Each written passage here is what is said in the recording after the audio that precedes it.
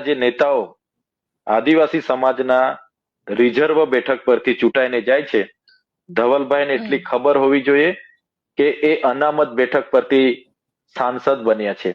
જે દિવસે યુસીસી લાગુ થશે ને એ દિવસે અનામત બેઠક નથી રહેવાની અને ત્યાં ધવલભાઈ નથી લડવાના, કોઈ બીજા લોકો આવીને લડવાના છે.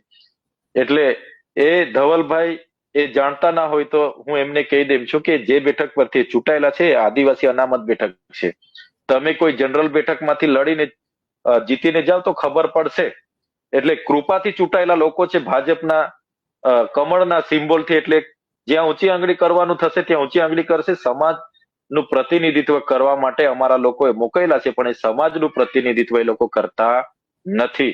એટલે એમને ટિકિટ જોઈએ છે, પણ એમને ટિકિટ કોઈ પણ પાર્ટી આપી દે, પણ જે દિવસે પોતાનો આદિવાસીનો જાતિનો દાખલો એ લોકો પોતાના ફોર્મમાં નહીં મૂકશે ને તે દિવસે એમનું ફોર્મ પાસ થવાનું નથી. પાર્ટીની ટિકિટની હશે તો ફોર્મ પાસ થશે, અપક્ષમાં લડાશે, પણ હમ. જાતિનો દાખલો નહીં હશે તે દિવસે ફોર્મ રદ થાય છે. ધવલભાઈને નહીં ખબર હશે એવું હું સ્પષ્ટ માનું છું.